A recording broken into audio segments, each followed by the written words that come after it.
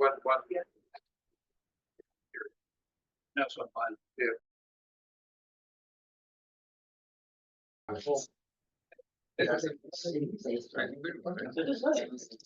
Oh, miss. All right, 1 o'clock. Thank you everyone for coming to the Golden Bay Community Board meeting for September. I'm just going to hand over to Kim for our current here. Kia tātou, whakatakati hau ki te uru, whakatakati hau ki te tonga, kia mā kina ki uta, kia mā taratara ki tā. Ihi aki ana, ti atakura, he teo, he hoka, he hohu, ti he Māori ora. I'm sorry, John, can I just get you to wedge that door open just slightly? It Oh, requires sorry, key card access now, so That's if right. anyone needs to come in. Sorry, I forgot about that. Perfect, Yeah, thanks, perfect. Joe. I've got it locked now. Sorry, Eddie. No, thank you. So on to first agenda item, which is our apologies. I have one from Robert Hewson, and one for Council Hill for lateness, possibly the whole meeting, depending on whether she can get back over time. So I'm happy to move that they be accepted. Can I have a second, please? Seconded by Deputy Chair Knowles. All those in favour? Aye. Thank you. Okay, so public forum. We have 30 minutes for a public forum with individuals allocated 5 minutes each and organisations 10 minutes. Speakers must be respectful, avoid repetition and criticism of elected members and or staff, and avoid speaking on matters subject to legal proceedings. So first up we have Gordon from Friends of Golden Bay and U3A. Welcome, Gordon. Thank you. Kia ora. I'm representing these two organisations seeking support for the proposal to have Kahurangi National Park designated a dark sky area. Firstly, I want to explain in brief what light pollution is and what its impacts are. Thank you, Jess.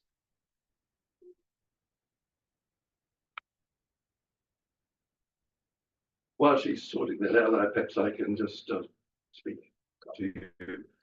Yeah. Light pollution is an insidious, damaging intrusion into our natural world. The inappropriate or excessive use of artificial light is known as light pollution and can have serious environmental consequences for humans, wildlife, and our climate. We are routinely largely unaware of its effects and impacts, which are significant and mostly harmful. First of all, I'm going to give you 5 ways in which light pollution is damaging. Next. Light pollution devastates wildlife. All animals, invertebrates and vertebrates, and indeed plants also, depend on the rhythm of daily light and dark cycle to govern their most basic and fundamental life-sustaining behaviours. It is only relatively recently that we have fully appreciated the extent of the negative impacts of artificial light on most species. Secondly, light pollution may harm our health as humans. Humans are also negatively affected with a growing list of health impacts from light pollution. A few of them are shown there, and doubtless more that we don't know of yet. Thirdly, light pollution can make you less safe. A common argument advanced for lighting public spaces is to deter crime. In fact, the reverse is more likely. High levels of lighting make criminal activity easier and reduce personal safety. Next. Light pollution wastes energy and money. In this time of climate crisis and the drivers of change, excessive outdoor lighting is wasteful of energy and working in opposition to the mitigation of climate change. And fifthly, light pollution robs us of our heritage. Just imagine how much our lives have been enriched by the inspired works in science, religion, philosophy, art, and literature, driven by the awe of the starry night sky. It is truly a sad fact that more than half of the world's population are unable to see the Milky Way because of fervent light pollution, and most will never see our own galaxy. anybody who's taken a long haul trip over land masses, it's truly startling the extent to which these land masses are lit up. Next, the organisation that governs the designation of dark sky areas is the International Dark Sky Association. It's a non-profit body based in Arizona, dedicated to preserving and protecting the natural nighttime environment. And it does this through educating policymakers and the public about night sky conservation, promoting eco-friendly outdoor lighting, empowering the public with tools and resources to bring back the night. And we have representatives here in New Zealand. There are currently 3 levels of protection: sanctuary status, which is the most stringent and has restrictions on artificial lighting, quite strong restrictions; reserves, which are generally smaller areas without high levels of lighting in the surrounding areas; and parks, which is mostly designed as oases of dark in more built up areas. Next. Some of the harmful impacts of light pollution on wildlife are shown here. We know that the rhythm of day followed by night and day length is encoded in the DNA of all plants and animals and controls multiple fundamental biological processes. Our lighting up the night sky has severely disrupted these biological cycles and activity. We need to think much more deeply and carefully before installing artificial light, and we need to use it much more responsibly.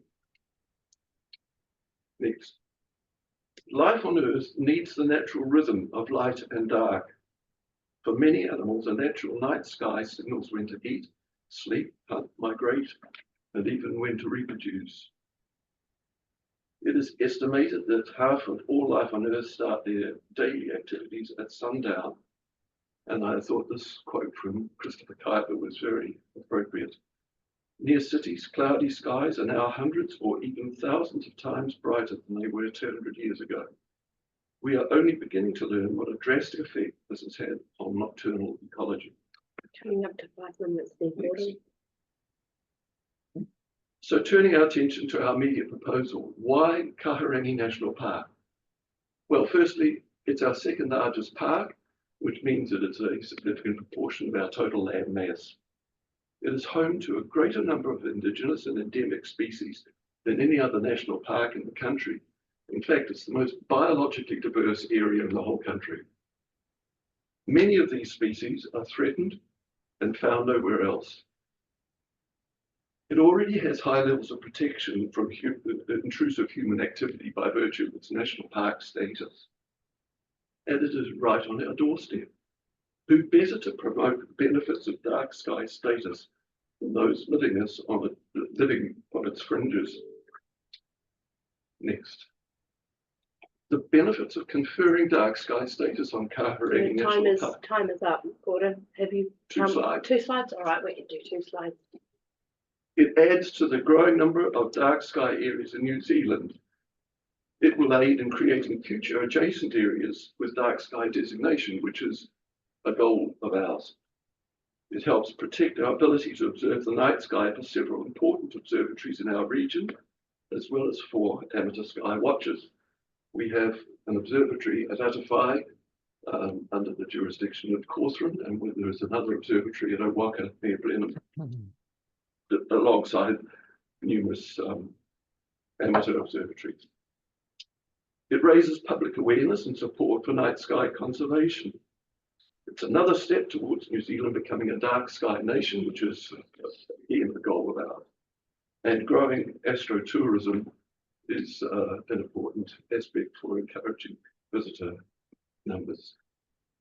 So lastly, thanks Jess, we are seeking the support from the community board to TDC for this aspirational project. Other community groups, including iwi, are already supportive. The more support we get, the greater our argument to the International Dark Sky Association. Backing this proposal with no downsides will greatly assist its realisation, with benefits accruing to our region. There are no downsides because of the stringent restrictions already on Kaharangi National Park. No present lawful activities will be infringed. So really, it's a win-win-win situation. So just look at what dark sky status has done for Tekapo and the Mackenzie Basin. We could have a similar impact here. Thank you very much, Gordon. I appreciate your time. Thank you. Sean, I think via Zoom. Sean, yep. Yes, is my audio working? It is, thank you. Oh, good. Okay, so am I starting now? Yes, please do. Right. Okay. So, just a quick introduction. I'm here today as part of a group that were formed specifically for an application for Kaharangi. We're members of the Waihiti Dark Sky Park, and we've groups like the Titoihu Dark Sky Committee. Now, we've been to see DOC already, and they are very positive about the idea of an application going ahead. But they do obviously want us to have consultation with any affected parties. And I think there are probably about a half a dozen groups who are significantly qualified to support this, and there would be iwi, the West Coast Regional Council, the Buller District Council, and Forest and Bird. Now, when I first came up with the idea, this was a couple of years ago, I spoke with Andrew Lamison, who's the DOC ranger at Kaharangi in the northern half, and he cryptically said, why would you bother doing a dark sky sanctuary in Kaharangi? It's already dark. So I thought, yeah, that's a very good question, and I should start by probably addressing those. I don't want to spend too much time on specific concerns for DOC, why it's a good idea for DOC. But for us as a community, I think the stewardship idea of taking control of an environment and working with someone like DOC, who are already basing much of their work on preservation and reducing pollution, it's a natural fit. So DOC have the opportunity to make a stand, which in doing so in the Kaharangi Park will have spin-off effects to the surrounding areas. This has been shown with previous parks in the Wairarapa and Mackenzie country, where obviously it's got the benefits start to spread to the community around. The other reason the park is a perfect opportunity is for educational purposes. There's already a lot of people going through the park, and there's quite a bit of educational material there in terms of flora and fauna, but there's probably a big gap about the educational side of people having an opportunity to learn more about the sky, the night sky, and how that is a big part of becoming more and more a big part of our cultural identity in New Zealand. What with Matariki, Polynesian navigation is becoming very, very important to a lot of people. I'm sort of just on a bit of a roll here, excuse me. The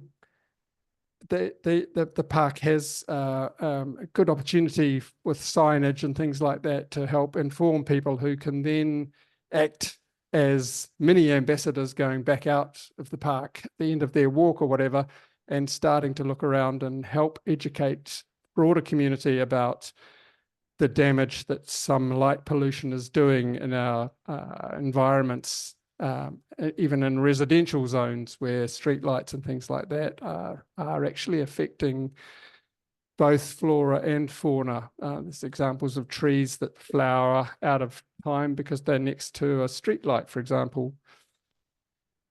Scientific research is another opportunity. Of an area like Kaharangi was protected, there would be a good chance that greater scientific observation of cosmic phenomena, planets, stars, comets, etc., the aurora, things like that, will be much more easily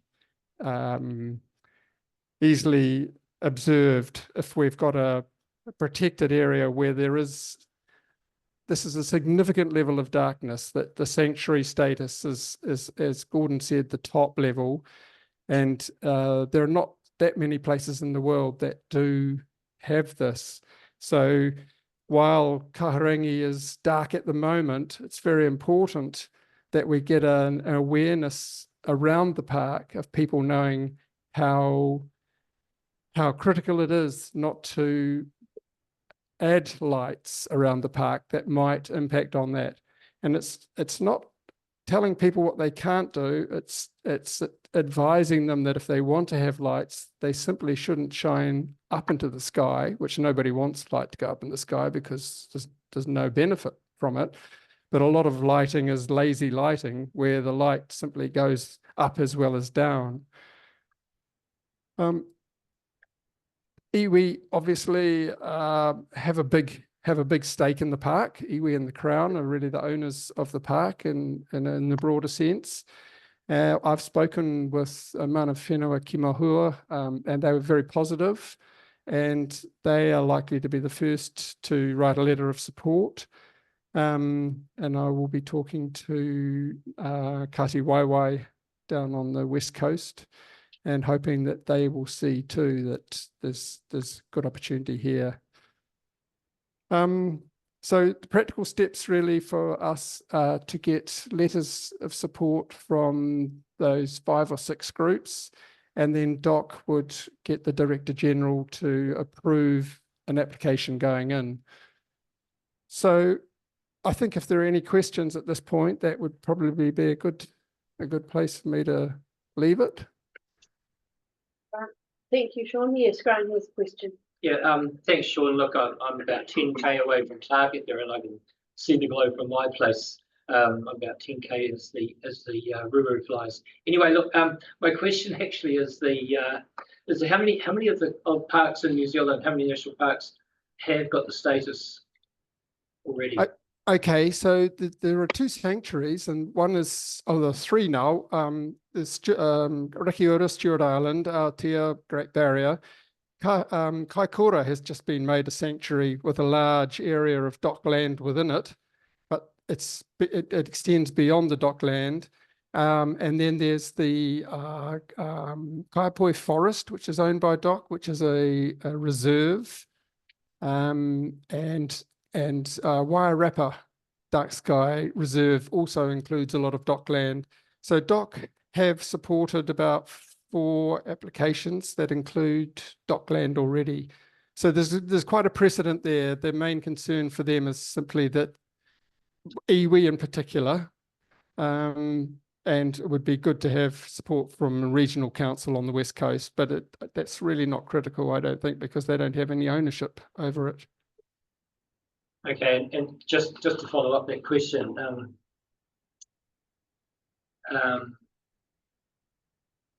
that's all right. I'll leave it there. Okay. Okay. Any more questions, Celia? Did you? I remember we talked about this has come to the board before a long while ago. Was it Kahurangi or was it Golden Bay?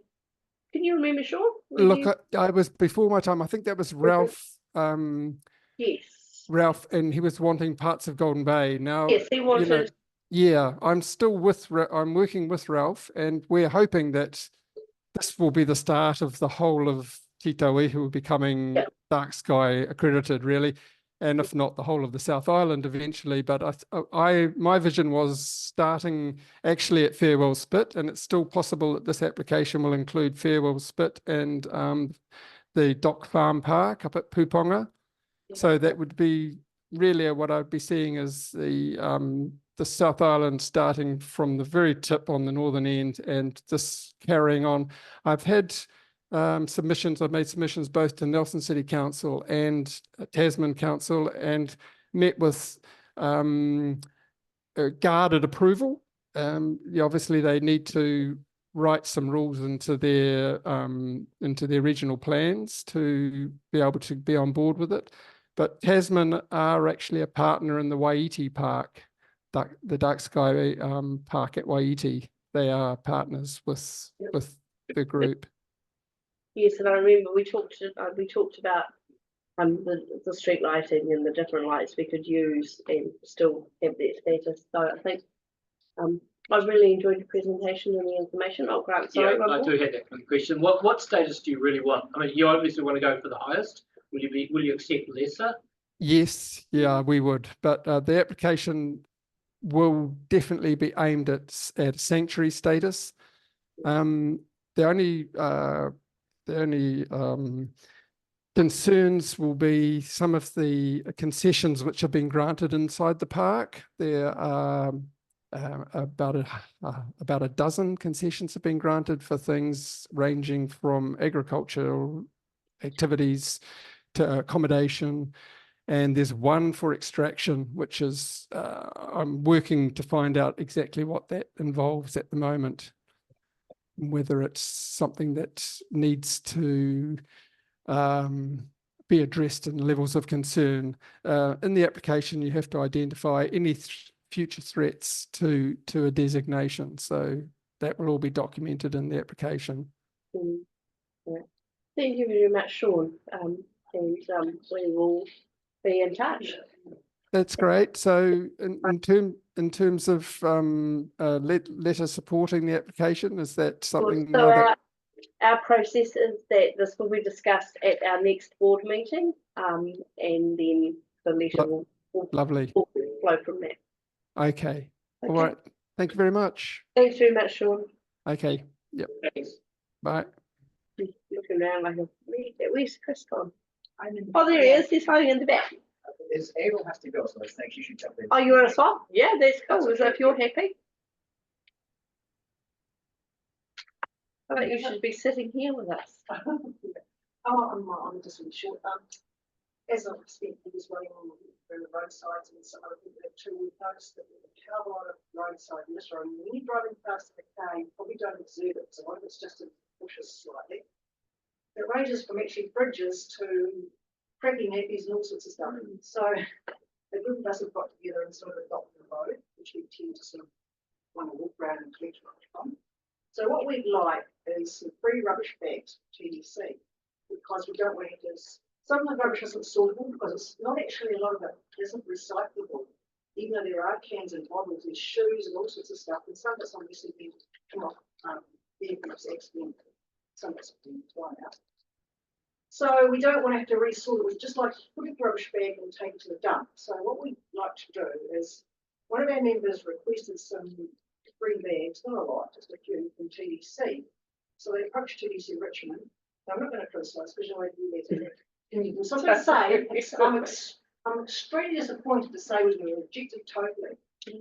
So, you know, you spent $3,300 on one of the reach at the rest and make us be rubbish bags to do a voluntary effort on the roadsides, because some of us drive to these roads and not asking for petrol, we just like a few of those yellow rubbish bags. So that's it. That's right. I might suggest, Ethel, if we're unsuccessful, maybe a community discretionary fund application to the board.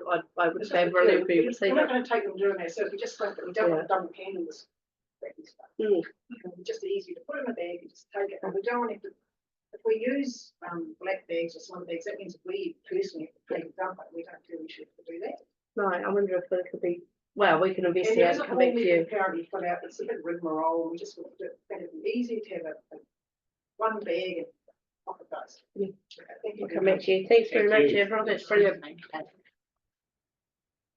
Chris.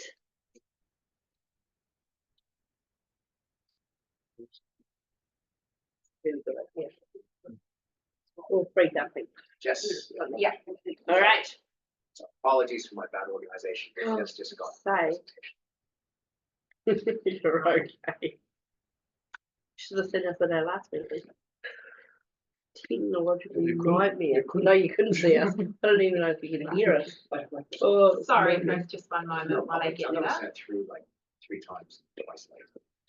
All right, we got there in the end and I've got it in my computer now. Kurt's gone by. Go. You all know me, so I'm here on behalf of the Cycle Walking Society, also the new name, Golden Bay Walk and Ride, that's not a story. It's about the shared pathway to Port Taracoa. I was here before on this, so I thought I'd just touch on who we are. As you know, we've been going now for about 12 years, and our whole goal is to be an advocate for cycling and walking every day. And supported you guys, we've got a whole bunch of things achieved, like pathway out to Paynes Ford, the shared pathway down to O'Hara, so we've made a lot of progress. And just so you know, we have 4 priorities right now.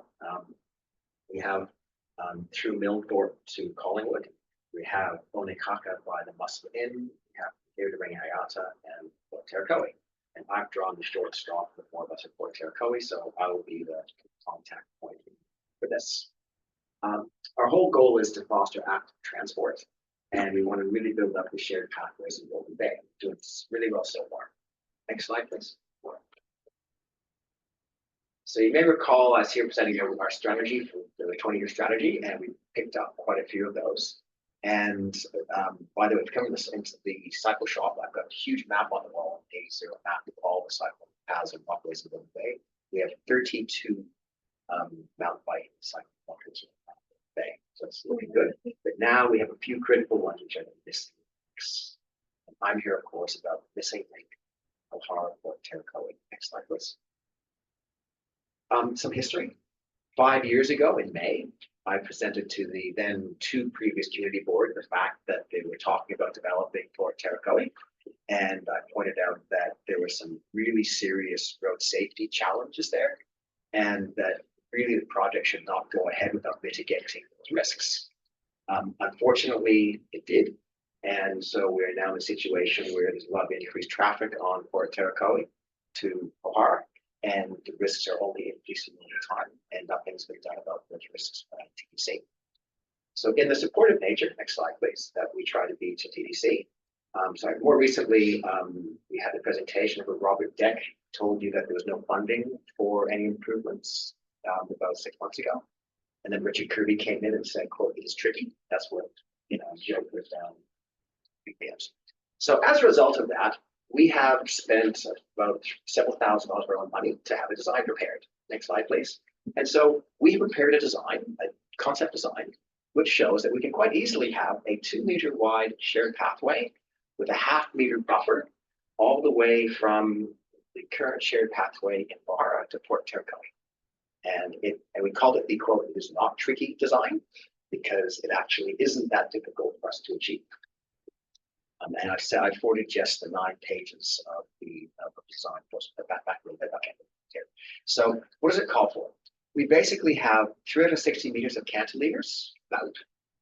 In areas 160 meters, we have to cut away the rocks and then fill areas of 380 meters. So we're talking of less than a kilometer of shared pathway to be built.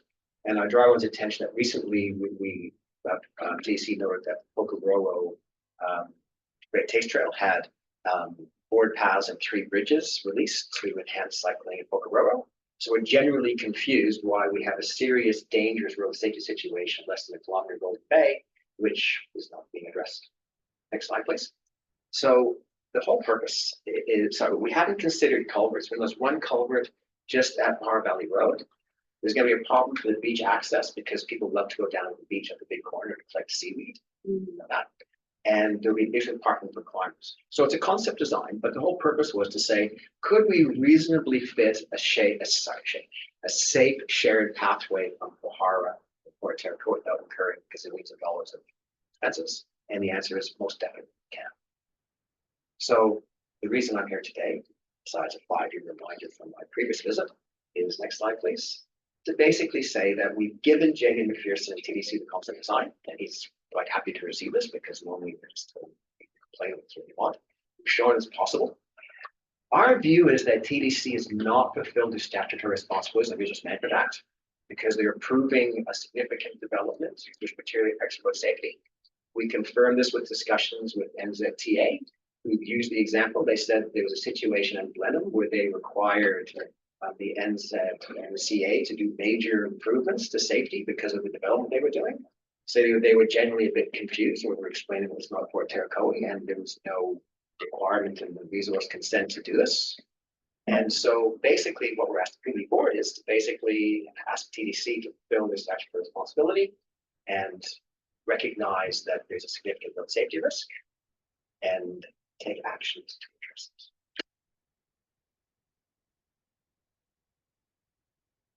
That's it. And Jeff should have a 9-page detailed concept design if you want to go to the plans. Is on my notes? Yeah. Yeah. Any questions? Yeah, right. Did you come up with a rough cost of what it would be? I don't know. We've been trying to get that information, so that's our next step. So we've actually written to. We're hoping that get the cost of Pokeroa. Recently, we didn't get that, so we've written to the Nelson Trails Trust to get their latest cost information. The next stage for us is to place some cost information. And then with that coastal environment, there is also marked security source consent around the coastal environment. Have you considered that aspect? Well, I take a step back. Is the overarching thing is that you should not do development without mitigating the risks it's required. It's not a less than moderate risk. And so this should have been addressed when they issued the resource consents for all of Port Tarakoe. You can't just basically say it's too hard for restricted ones. That's what's happened. And in fact, if you look at one of the resource consents that was issued, they were going to close one lane of the road for up to 7 days at a time, 24/7. And they said the road safety risk is less than minor, therefore nothing has to be done. So there's been a blind spot with the TDC resource consent team about this. And we feel unkindly there could be a conflict of interest. But clearly they've not been up to their usual good standards when it comes to road safety with these resource consents. I should also say the buses are fully supportive of this, what we're trying to do here. So don't worry about that.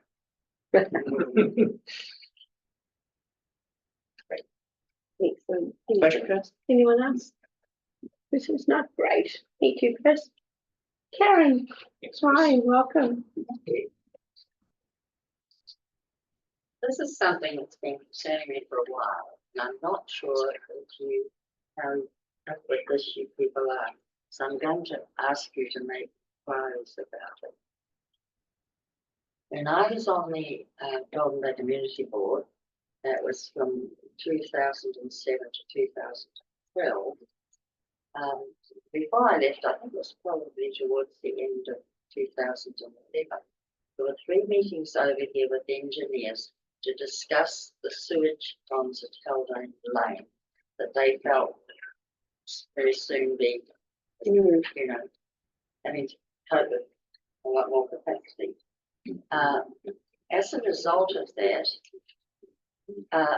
well, what they said is they had 2 options, and the preferable one would have been to purchase a larger piece of land to put these on, so it would be a really long-term solution. Unfortunately, there was no land available at that time, so they have upgraded these sewage ponds at Haldane. But what was said at the time by the engineer was that by 2019, something would have to be done. Now, I know there's been COVID, but that didn't start till 2021. So ever since 2019, I've been wondering what the story is. So, yes, while there has been the intervention of COVID stemming to a degree, growth flow, the subdivisions have happened and the visitor numbers have been predicted to increase again this year to pre-COVID levels. This circumstance of providing more space in the ponds means 5 things. So what I want the present community board to be aware of is I want them to request this information from the engineers. What the current loading is now, what's being taken in. What the loading was when these ponds were renewed. I was invited to the opening, I think it was about 2013. What the loading was oh, no, what the current capacity is, if they will need to rebuild soon, and what plans are being made for this. So all these questions, you know, they're pretty urgent if something happens. So if you could request that information and make it publicly, I'd be very happy. I'm happy to leave this piece of paper. Oh, here with that'd be you. great, thank you. And yeah. Oh, some good questions, thanks Karen. Yeah, Jess would probably appreciate that. This is the email you sent. Oh, it's isn't the it? email. Yeah, she's Oh, got it. yeah, Oh, perfect. okay. I wasn't sure who I was going. Sorry, Jess. And I'll just say very quickly that when I lived at Pakawara, there was a lot after storm washed up on the beach. The people out here, this was about 30 years ago, they would give me a yellow plastic bag. And once I filled them up, I'd come back for another one, so it wasn't a problem. Right. Thank you very much, appreciate you coming through. Carries on. Okay, so that brings us to the end of our public forum. Are there any declarations of interest from the legal members pertaining to agenda items today? No, everyone's shaking their heads, looking good. Right, so we'll confirm the minutes from the 12th of August meeting. Would someone like to move that they are true and correct record? Yep. Great, and can I have a second, please? Yeah, Councillor Butler, thank you. All those in favour? Aye. Great, thank you. So late items, there was a financial summary update, Jess, is that right? And also just quickly the cat bylaw and the dog bylaw submissions. I've just heard back, you've seen that, great. I've got the links. I think it's because I didn't confirm us that they didn't see me through, so that's my bad. Can you just confirm to I him that told them will be that me? you'll be there. Got it. Yeah, thank you. Great. So the financial summary update, Jess, that was, did you give that to me? I did give it to you, it's a safety one, it's got the social safety one. Yeah. I think Kim stole one. Might have done. We might need to. Indeed, got two. So do we accept it and go over it now? Not as well, Or You just can just accept the note it, report? note it as a. No, just accept. I'm happy to move. I'm happy to move that the report was And it's just for you. included in our agenda. Yeah, so Yeah. this was included, late, to help with the report, support Lynn's report that she sent into. Ah, perfect. Yeah, okay, cool. Second that? Yep. Great. Grant, all those in favour? Lovely. So we have a presentation from Gail, the long-term home route. Has not joined by Zoom. He's not joined, we could. Shall we move on and we'll circle back? Lynn is here if you wanted to join. Yeah, shall we jump to Lynn? Are you okay with that, Lynn, if we jump to you? Yep, good as gold, thank you. Oh, all right, and now special project funding. Fun times. I'm just over to you, Lynn, when you're ready. Okay, I'm not sure if my video's working or not, so apologies if it isn't. I think I have a few issues with the old Zoom IT. But yes, I will take the report as read. So essentially it was just giving some information to the community board about the special projects that the board is interested in looking to fund. I would just like to add that for project 1, which is the fence on Commercial Street, I didn't include in those costings a table or shelf. So the current fence has a little shelf, I guess that's used by people for eating, I am guessing. So my estimates didn't include that. So if you wanted a little table shelf, just where the seats are, that's probably an extra $700 on top of that. So that aside, I don't know if there's any questions from anybody. No, does anyone have questions, Celia?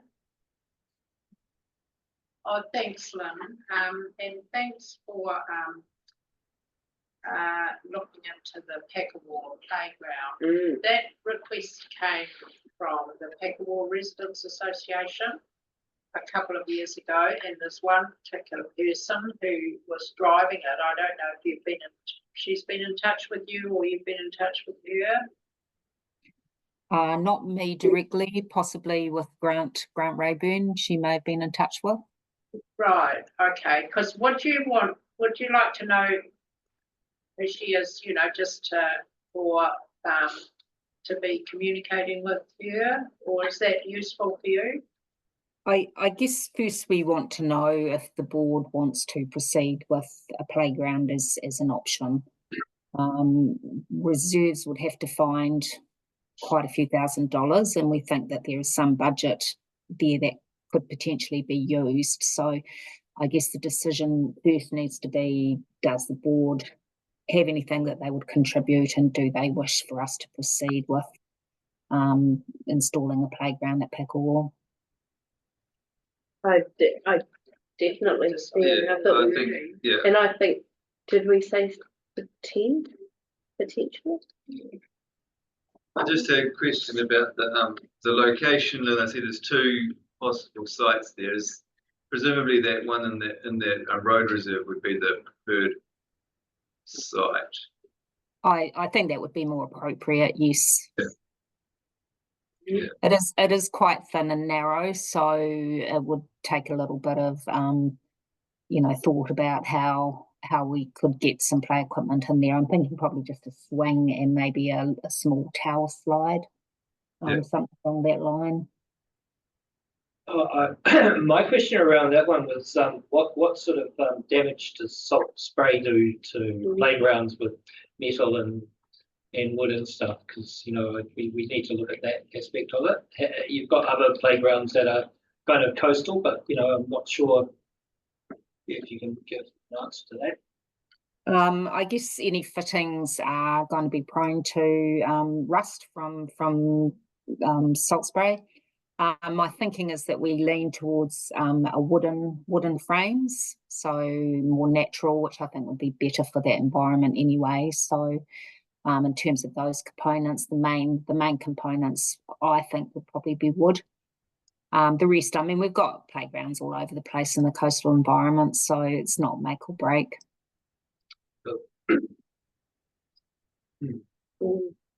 I think for the Pekawar, I think for all of these we're all decided these. We'd like to go ahead with all of the projects. My question would be, Lynn, so we did actually decide, and that was why I was suggesting that contact with the local person who's driving it as to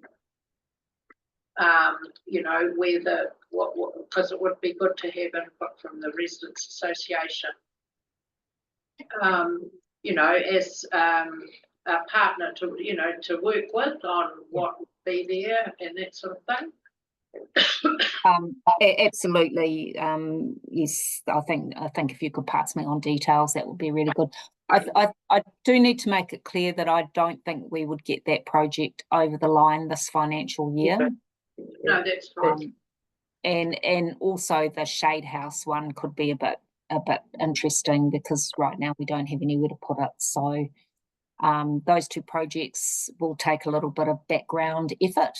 I think the fence on Commercial Street is pretty straightforward. So if the board's happy to go as the, almost a guarantor that they would follow up with any maintenance going forward, that's an easy one. We can get onto that one quite readily.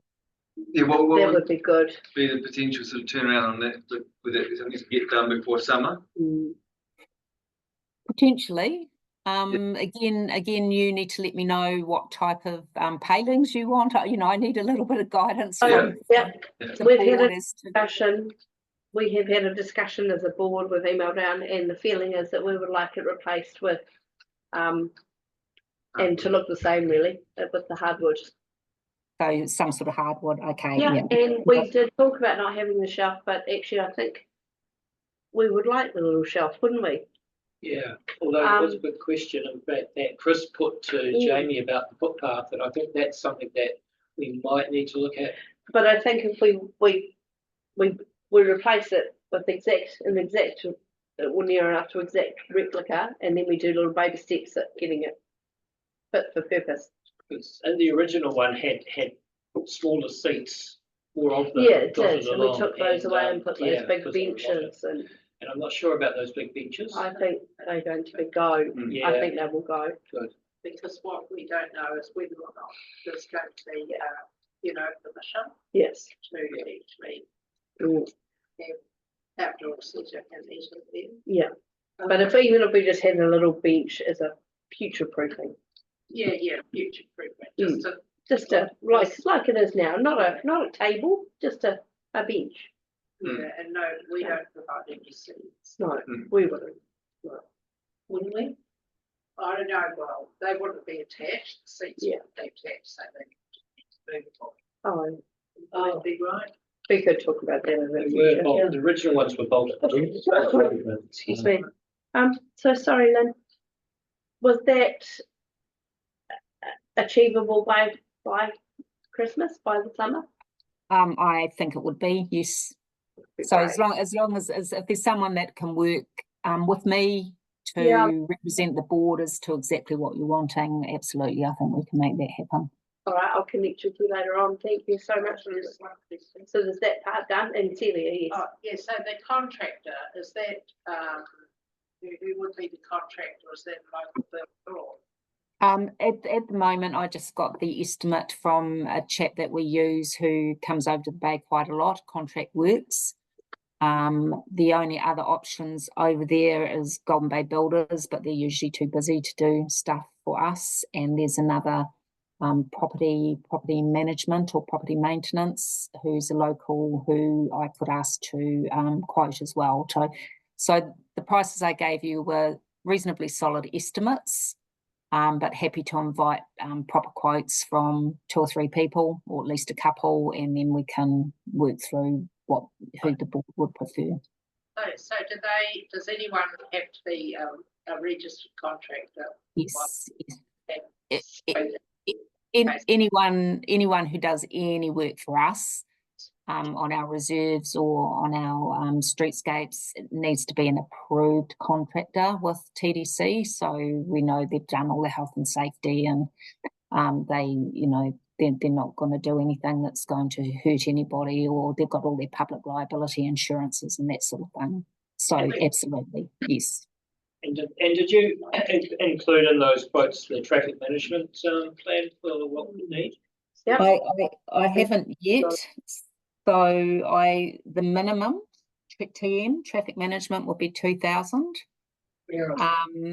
NZTA will make the final call, and if they say no, we want 10 stop and go people, then it's going to be more than that. So until we know what we're doing, I can't give you the details, but I would suggest a minimum of $2,000. So traffic management, will that be mostly for the demolition, or will it be 50-50 demo rebuild? It'll be both, because they're working within the transport corridor. Sorry, one more question, if I may, just about the contractor. It would be great to be able to support local builders in the bay, because they're pretty much struggling at the moment. It's a bit of a downturn. I know that the big ones are busy, but do we think they're all busy? Not really busy, but just supporting Golden Bay Would be business. good. Imagine someone coming all the way over the hill with all their gear. Yeah. How long does it take to get? Yeah. How long, Lynn, does it take to be a registered, approved contractor?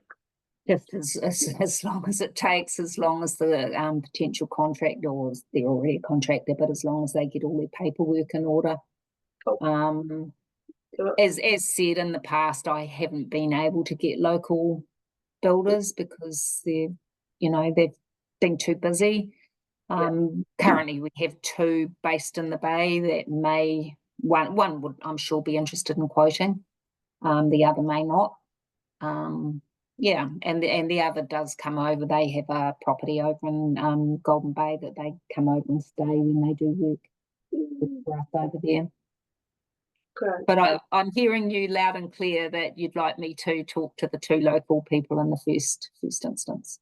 Yeah, well, we can have a That's Tony and. Yeah, they just there's a train thing, I think. rebuild. Very looking at the fence as it is now, the posts in the ground are absolutely fine. They're solid as, it's not, I don't think they need to be replaced, and that would be a cost saving. They're silver pine and they're actually totally fine. So just can we just ensure that that's probably something that needs to be looked at? So it's a repair in that particular instant. Yes, through the chair. That was in the pricing I got. The contractor did agree with that statement that the upright posts were perfectly solid, and it would just be the rails and the palings that will be replaced. Excellent. Thank you, Lynn. All right. Well, if everyone's happy with that, I'll liaise with Lynn and just put the info through. But just on the shade house, I just would like to bring up the shade house. Oh, yeah, definitely. What are the criteria of where a shade house perhaps needs to be, as far as it belonging to the community, but needing to be used? Is it public land, private land, TDC land? What are we looking at here? I think ideally private land purely for security purposes. So if we, for instance, put it on a reserve, I think the risk of vandalism is probably too high. I've had some words with the high school, but I don't think that's looking overly promising. So I really don't know where it might be able to go. I just don't know. Shall I, Lynn, if it would work for you, would you like me to talk to the primary schools? Yes, that would be fantastic. Modipipi and Central might be a real option as well, because they've got, so I'm happy to do that and then bring you the. I'm not sort of so worried about Duncan just because he may not be doing it in the future, but that's a good point. So I'll do that, Lynn, and I'll come back to you. I'll email the principals. Thank you. All right, excellent. Thank you so much for your time, Lynn. Was there anything else you needed? I just know the scales popped in, so. No, it's just keep me keep in touch. So yeah, there's things happening. Yeah. Yeah, I'll be in touch tomorrow. Thanks so much, Lynn. Thank you. Thank you. Between us, what if the members take on each of those projects to look after, or one person look after all of them, or how do we want to do that? Probably not a discussion for the moment because there's no girls in waiting to come in, but that's a good point. But yeah, wait there a 10 point. Welcome, Gail. There's my run sheet in my hand. Hello, thank you. Long-term plan debrief. Lovely.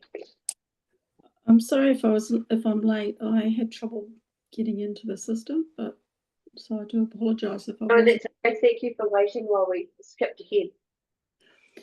No problem.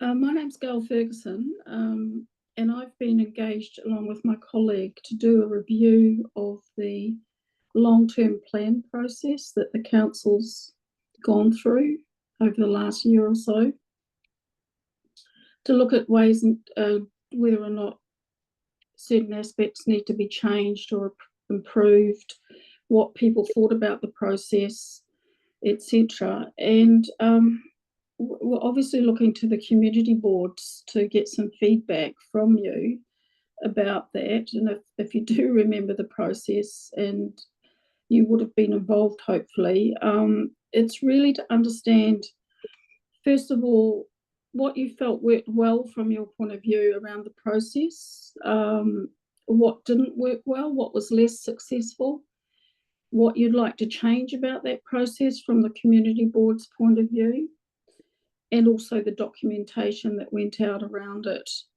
around the consultation processes, etc., that you might want to change, or you think worked well or didn't work well. So I was hoping that you might be able to give me some feedback today. I know it's relatively short notice, but if that was possible, that would be very helpful to us. And then if you've got any additional comments to make, well, we can find a way to do that. Yeah, it's a little bit I mean, just myself personally, I'd want time to think through sponsors. I wouldn't like there to be a knee jerk. I'm not sure how the rest of the board feel about offering feedback straight away. I would, I would, Yeah, so the councillors are out. I would like a discussion, you Yeah, know, with the rest of the community board, about this personally. I think it would actually be better if we have it as a collective and talk about. have a chat and then Yeah, feedback. so I'd rather do the feedback that way, to be honest. Mm. I could think of things off the top of my head, but that not necessarily gels Discuss with them me so through, much yeah. because we haven't discussed it and we needed a chance to discuss it. Yeah. Probably not do that. No. That's absolutely fine. The Motueka Community Board also felt similarly, and what we arranged for that with them was that if you have a discussion in your own time or offline or however you want to do it, you can feedback that information through a survey process that will just give a small number of questions. Or if you would like, we can arrange, I can meet with you again after you've had your discussion.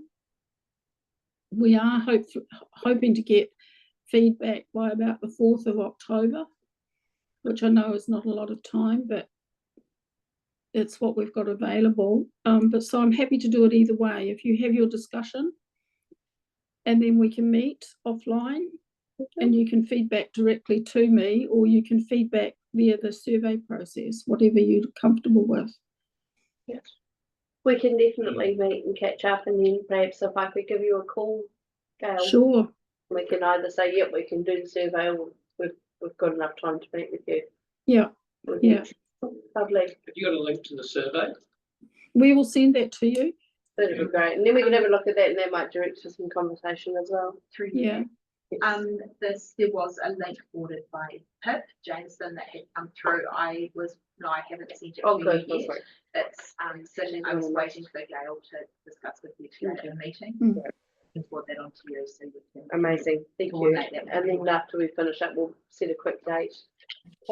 Just a suggestion from me too. Alan Bywater might be useful to That'd be approach and very get useful. reminded of the process, Mm-hmm. because there were a number of interactions that went over quite a long period of time. Yeah. So Mm. Alan's not part of the review per se, because it's the process he was involved in that is being reviewed. Yeah. But I just thought it might be a useful Yeah, reminder, steps and because we had reminders, the session on with Manawhina and Kimo, didn't we? We had Alan coming in. Yeah, here we and sort of did. setting up. And a So reminder, because it's been a long, feels like a long time. if he was to sketch out to say, just by way of reminder, these were the key touchstones for you. Are you able to ask him? Or Yes, shall I I ask him? can. Oh, With your- brilliant. With your grace. Like the idea. That'd be Right. great if you Yeah, could. yeah. And then if you could email it to us, we'll set a date, Gail, and I'll be in touch. That's great. Thank you very much. Be part of the process of reviewing. So thank you for the opportunity. Okay, thanks very much. Thank you. Bye. Good job. Just giving you, we're going forward again, and the discretionary fund application from the Pottery Club. I think it's the only one on our table. Yes, it is. Requesting $500 towards a new kiln. Why wouldn't? Oh, no. Yeah. I've got quite excited about the new kiln. I thought I had visions of, the season. Well, that's a good idea, but anyway, carry on. I didn't realise it was so expensive, but Yeah. yeah, it's. I did wonder if it would be, I don't know if it's appropriate, would it be a special project? They've got sort of half their funding now. Oh, yeah, I did see that from, so if we just, 5,000 already. yeah, could we do we as a, I don't know, just, More for a special project. We haven't asked the community from that though. We probably need a little bit more information. before, so if we Yeah, got, perhaps we could grant the 500 and suggest that might be an idea for them if they should talk through it. I can tell you this much is that, it is pretty open to anyone in the community. One of the things that they have really adamantly stuck to is that any pottery that's made through them can't be sold. Oh, okay. So it's Oh, not non-commercial, commercial, right. which I think is actually a really, it sways me to the fact that I do want to support it also because of that. So maybe I remember maybe we say yes, and just with the, remember, we do have a special project fund. I don't know how soon they want it, or I don't know, that could be an option for them. So anyway, I would say yes for me. Well, yes, it's all. We're all voluntary good. fine, isn't it? Yeah. No one's. I'll second it. Oh, so Say, I'll move it. yeah, that's what I thought. Sorry, I'm happy to move that we grant them $500. Yeah. Seconded by Deputy Chair Knowles. All those in favour? Aye. Oh, lovely. Right, board report. No. And I've special project funding. We've done that. That's good. Yes, we'll go ahead. I'm quite happy about it now. Right, scrolling. So items from previous public forum. Item was noted. It was an update. In the Penguin Trust was an update as well. Did they actually ask us for anything? No. Well, I mean, Duncan was. No. The funding. The Penguin people. People. No, they did, and in the fact that they wanted us to keep them in mind when we were doing our submission. Dog. Yeah, to the dog pilot.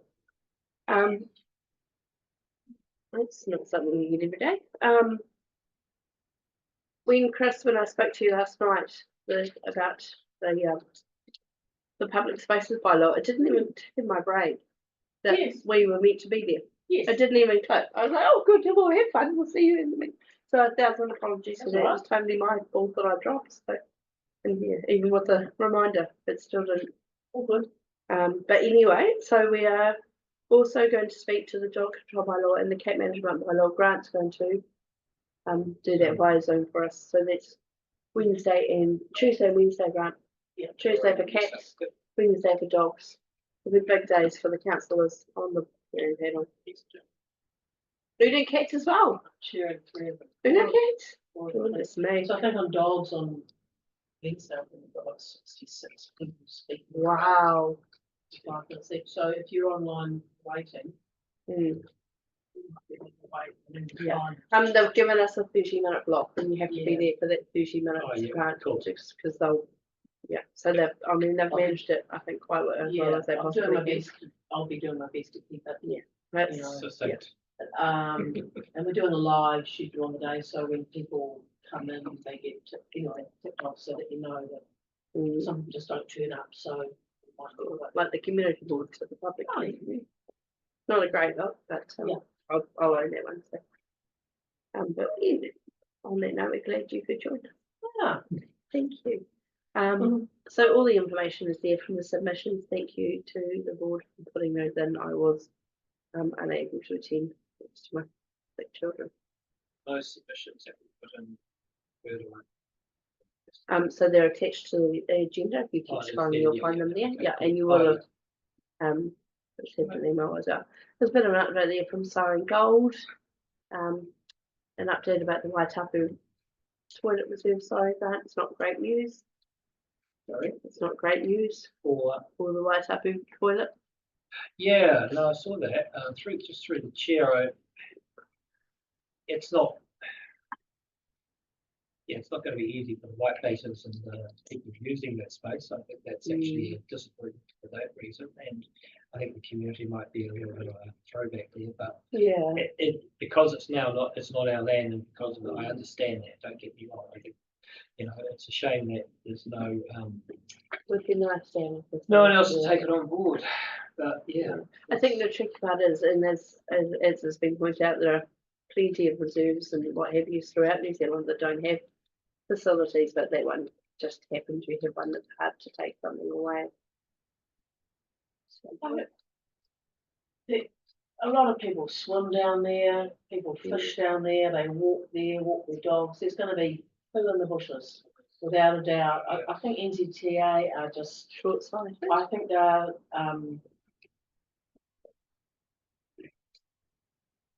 Perhaps that's what they're doing is unacceptable to me. So they've taken on a piece of property, land, and they've willingly done that. There's a toilet on it. It's just ludicrous that they say they don't have any budget to clean one bloody toilet.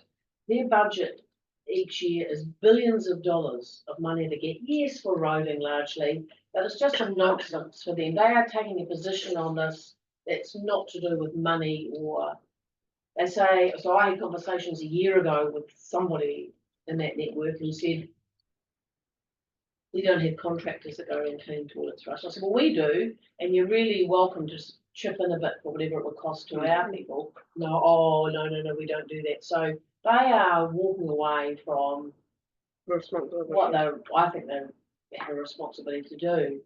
And they just simply refuse. And so in the face of their absolute refusal, are we gonna sit, we're gonna sit by and pull it out and then add to the strongly worded letter, like? No, I don't have no effect No, I whatsoever. don't think I care either. The man to talk to is Rob Service. If you met up with him, he's the person who seems to be the boss there, and he was the one I spoke to about it. So if we're going to send something to him, then a strongly worded letter from the board. We could. I don't think it'll make any difference. We could ask your MP to intervene. It'd be fun, wouldn't it?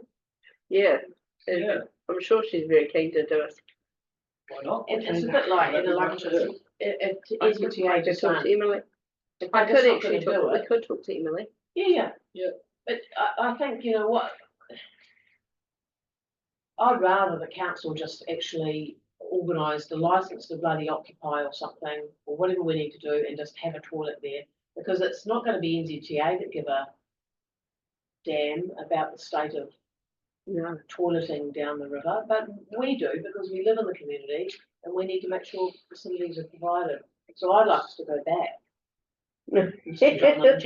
I'm looking at Kevin like, oh, I don't look at me. So can we ask for a pause on the removal at this point?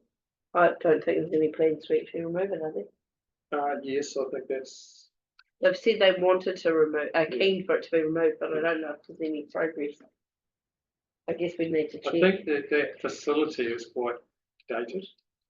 And it's actually not just a case of keeping it there, it's actually needs quite a lot of money to spend on it too. Does it? Yeah.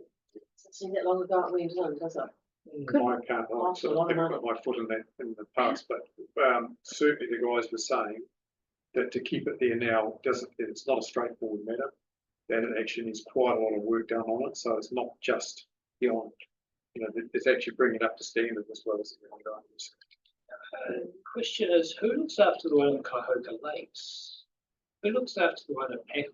Who looks after, we've got them scattered all over the place. No, but there's on council. Are they council? What is the Nelson? Kahoka would be Kahoka Lakes dock. Kahoka would be dock, and all the rest of council. Serviced by Melmac. Just a strange sort of The one at anomaly. Lindsay's Bridge. That's private land, that's managed by the landowners. They provide that. I'd just like us to explore this more. I don't think we can just go, oh, well, that was, aren't they buggers, and it's not really our responsibility. I want us to. Would it be a possible, I don't know, but I'm just thinking with this coming summer, would it be possible for, some sort of funding for a couple of portaloos down there? I don't know, I'm just thinking we're not going to have a permanent solution by summer, so we need something. So it's all around new stuff. My base is there now. That's true, but I just think in summer there's so many more Like people. what actually is there is an actually permanent toilet. Yeah, with a big tank, holding tank, which gets Underneath. Underneath. Cost a lot of money to put that bloody thing in. Whereas most places now have portaloos, like Port Jericho. It's got a portaloo. Temporary. Yeah, it's temporary. Yeah, but if we could get something sooner rather than later, while we figure out a solution, it's just noting for you that I've got experience with portaloos in the previous life. They're much smaller tanks, so they need to be emptied out a lot more frequently. So the maintenance costs for portaloo are really high if they're in a high use area. The other thing with portaloos is when you've got them in a public area, you've inevitably got yahoos who will push them over because they're quite light. So you have ongoing issues with that. So many things. We had one at Paynes Ward that was there for approximately 18 hours before it got tipped over once. So I would caution the board against looking at that as an actual solution. It's very much an interim. So, okay, Can we have I'd love to hear back about the state of the toilet there, not in terms of cleanliness, but in terms of what would need to be done to it. I'm just wondering what's actually wrong with it. And it might be interesting just to have a close look at the land ownership and boundaries down there around the bridge. And whether there's some other land ownership where somebody's willing to accommodate something. Just through the chair, I believe there is a tiny bit of TDC land down there, but it's probably in the flood zone, so may not be an issue. May not be able to be used. composting toilets. Can you frame up that Well, question it's in Australia management. as a follow-up? Sure.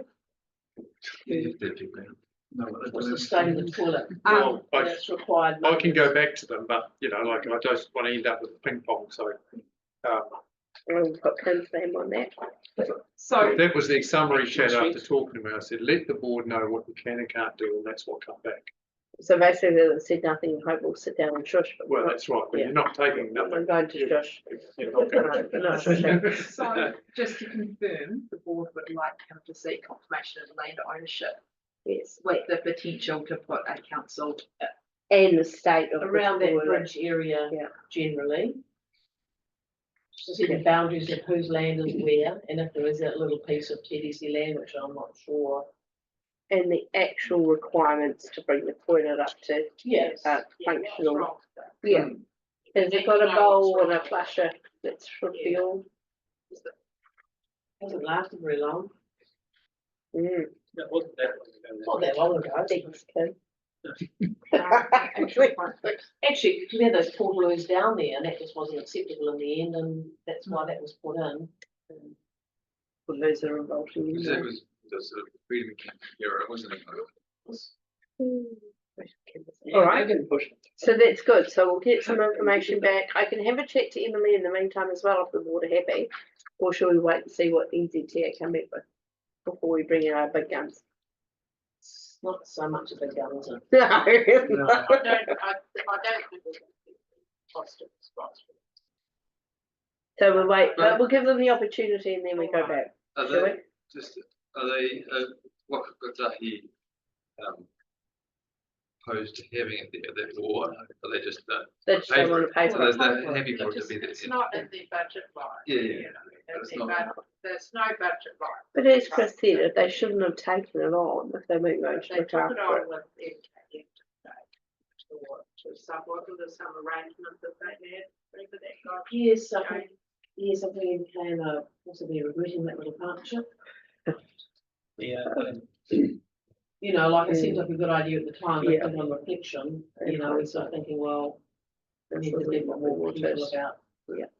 Because actually the whole place down there is a bit of a mess. I mean, some wonderful planting that's happening and Catherine side doing quite a bit of that, but the state of the long grass through the place through summer. Yeah. Yeah, I think Whakatahi are actually the silent partner in that project and have left NK in a little bit of lurch, what I see. And All right, well, we'll look forward to hearing back from NZTA Whakatahi. Just another thought is that NZTA have a lot of rest areas that they maintain Yeah. all through the highways. They don't have toilets there, but they have rest areas and they get looked after. Yeah, we need them to step up. So surely they Yeah. should be treating this one as, the same way. but some of them do have toilets, those rest areas, I know that. In fact, I mean, look at the one that just past Haast in the middle of the house, there's something that's quite a few toilets. There's ones from Nelson to Blenheim.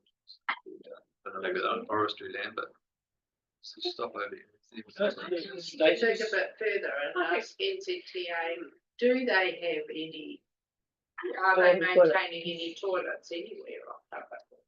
It's a good question for them. So, Yeah, but I was going back to my our guys. Remember? Oh, yeah, Going no. back to NZTA. you know, go back to NZTA.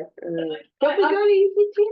Well, our guys could do, because you could ask me to say ask what them. pressure can be put on Could NZTA. we ask them? They'd know the right questions. will to ask, know. wouldn't they? This goes to Emma, will go to Emma Spade, then she's the educations person for the top of the south of the body.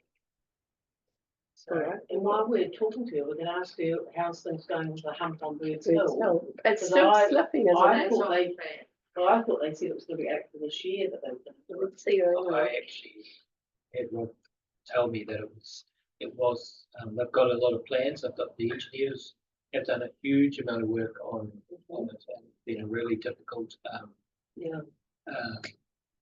situation because there's a whole hillside behind it. Yeah, keeps and moving, that's doesn't it? what's, but he did mention on the radio show that they're going to put in a large retaining wall. Ooh. It'll be very large. Yeah. But I thought it was scheduled for April this year and there's Yeah, nothing no, sort of has happened, so. Hopefully by Christmas. I I can thought we go might to hear Emma. from Emma. Yeah, I can go to Emma. Schedule. Update. On Birds Hill. Yeah, I can do that. Emma. TA. Cool. Excellent. All right. All right. On to the action sheet. Special projects funds that can come off. Special fund accountability reports. How was that, Jess? You were going to check with the process. We haven't managed to get. That's all good. We'll leave it there. I talked to, so the next item is the cycle path surface. Robert and the road and the engineering guys were doing some different surface tests. They just did this sort of piece about 2 meters long. They showed me when I did that walkthrough. Yeah. So it was they sort of did like a little harrow sort of thing over part of it. Put the stuff on. It wasn't a gravel type thing. Yeah. And it's really. Yeah, he Oh, did say they're still looking at new different services now because there wasn't very good. So that can come off. Next one, chief that needs to stay on. They haven't managed to catch up with Mike yet. It's my bad. Can we just go back? So in terms of sorry. in terms of the path, Oh yeah. it might be, so Robert said to me, opposite Sunbelt Crescent, Sawfold, there's that area that's quite a long Oh. area that just ends up deep. And he said, there's nothing you can do about it much because of the shape of the land. But they are going to put a drain in there, a big drain Oh, goes well, down that'll or be whatever. good. And be good to know, it might just be a front too, but just good to know where that would be. When that moves Schedule. going down. Yep, okay, I can talk to Robert. Wind drain. Thank you. Sunbelt, no, thank you. He didn't mention that in my talking, so that's helpful. Right. Cool, thank you. Yep, we can speak to Mike. Lynn's work. That action can probably come off the relevant stakeholder. Lynn working on possible, will do that. He's done that. Come to provide an update. Oh, yep, my toilet. Cool, we've done that too. That can come off as well. So that is excellent. New one though on that one. Yes, he does have a new one, but that one can come off and the new one can go on. He's not going to get off the toilet. Just my little pun there. That's quite funny. Thank you, Joe. I appreciate that. Someone made Is it gonna make the column? Yeah. Hey? Yeah. It'll be like Chair Langford requested iteration for some of his statements or something. No, yes, financial summary edit is a minor matter. We've done that, haven't we? So What? I received it. That's all. The board report? No, I haven't done that yet. I haven't done that at all. So I'll move that the board report be accepted. Thank you, Jesus. Yeah. Can I have a second? Henry, all those in favour? Right, lovely, thank you. And we'd already accepted the financial summary as part of the late items. Yeah. We don't need to do that again.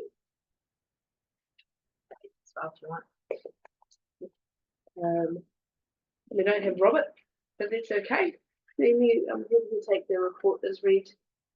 We've moved to the thing accepted. Yeah, didn't we just do? No, that was the board report. No, but before. Yeah, no, that's what I'm saying. So we've already done it, but it's a Yeah. late item. But has anyone got any questions? What's the What budget is it like? allocation? Sorry, through the chair. This one, Financial. Oh, That wasn't part of the. Through the policy, chair. it came in later. Says here, plus budget allocation. The where, sorry? 5,000 Where are you saying? special projects. The, Mhm. So what's that extra? Doesn't put forward, but then the budget allocation, what's? This year's. That's this year's. This year's. That's this year's money going We into get it. 10. Why are we only getting 5 there? Do we? No, it's a rateable. Yep, it's 10,000, worked out at 10,000. You can give some context to that, That would be and then I great. believe it's been impacted by the long-term plan. Funding that was, with the rate rises. Right, That so was that's one of the things that was oh, we didn't see that. across council. We didn't pick that up. That's okay. Yeah. Thank you. We can have a chat to Mike about it too. It's okay. Yeah.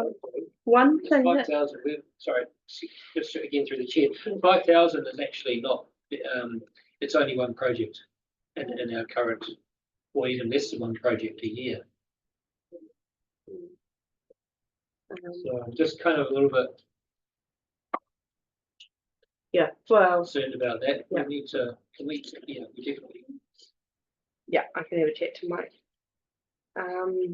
Sorry, and with the chair report, the board report, sorry.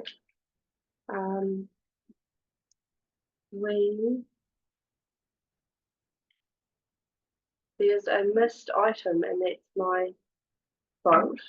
We were going to discuss the I missed that when I reviewed it. We were going to discuss the frequency of the meeting. Oh, is that in It's not, and I missed it. Sorry, and I told Grant it was in there, and it's actually not. But we did talk about putting it in. Yeah. Are we able to put in a late item? For a quick discussion now, because I know that Grant would like to. Doesn't need to wait till next time. I think you probably need to wait till next time. Sorry, Grant. Apologies. Okay, that's all right. We'll make sure it goes in the next one. Okay. All right. So that then brings us to the end of our Golden Bay Community Board meeting. Christy, what about you? I'm trying to remember what I'm gonna ask him about in the meeting. Oh, perfect, all right. Can we have the close? Read here an hour ago. Yes, kia ora te marino, kia whakapapa pounamu te moana, araho atu, araho mai, tēnā tātou, tēnā tātou, tēnā tātou katoa. Yeah. Thanks, everyone. Before you two run off, shall we set a date for this Gale thing? I hope that Robert can join us. Well, Thanks, should- Joe.